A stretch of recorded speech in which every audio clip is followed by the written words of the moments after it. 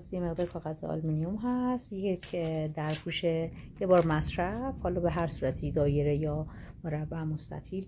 اینو برای پایه مجسمه‌مون استفاده میکنیم. دم باریک، سیم منعطف ظریف، یه قلم مویی استفاده شده، پودر بتونه من برند کناف گرفتم و یه اسپری آب.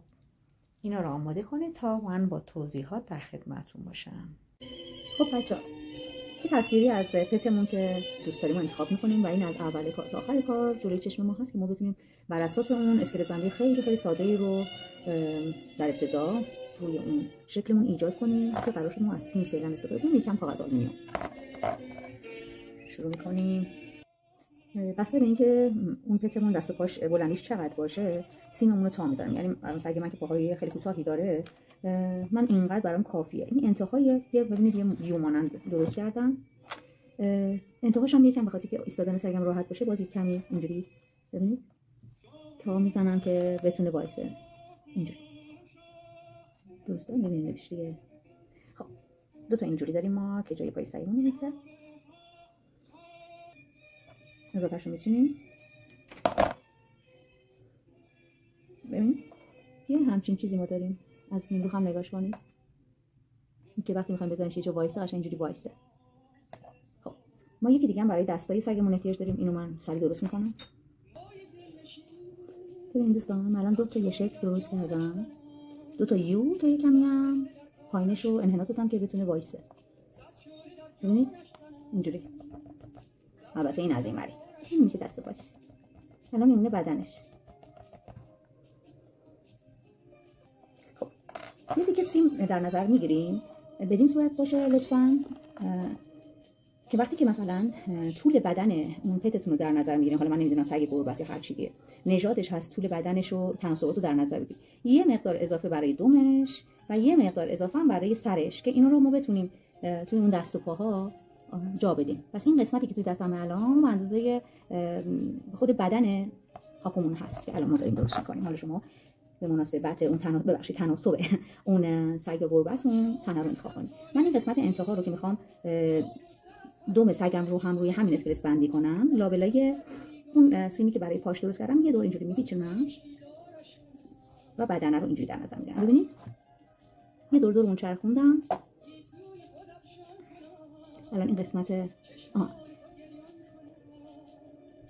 بزنید دور دیگه محکم تر.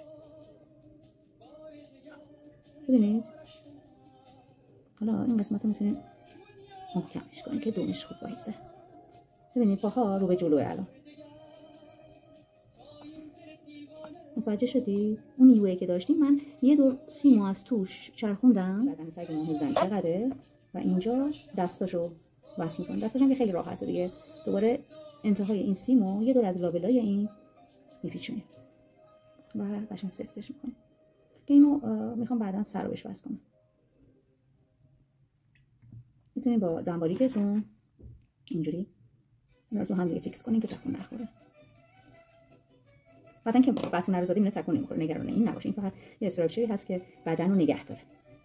ببینید آخه ببینید سلام، این بدنه این پتمون هست و همین راحت. بچه‌ها میبینید که همینجوری هم الان اسکلتمون کاملا وای میسه.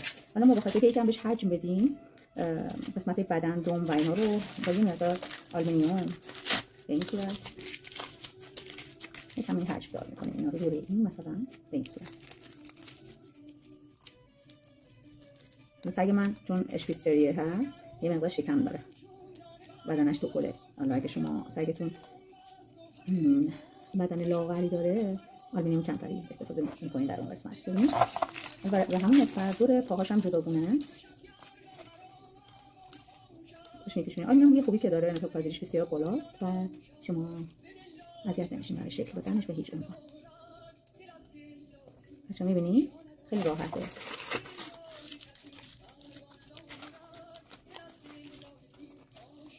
این رو همینجوری تک به تک من دارم آلومینیوم پیچی میکنم. این قسمتش هست که گفتم پاشو یه مقداری سیمو تا بزنید بیارید جلو. اینجا رو بعدن با بتونه شبیه پا میکنید که خیلی قشنگ وایسه. اینجا فعلا دارم با آلومینیوم فقط حجم میدیم.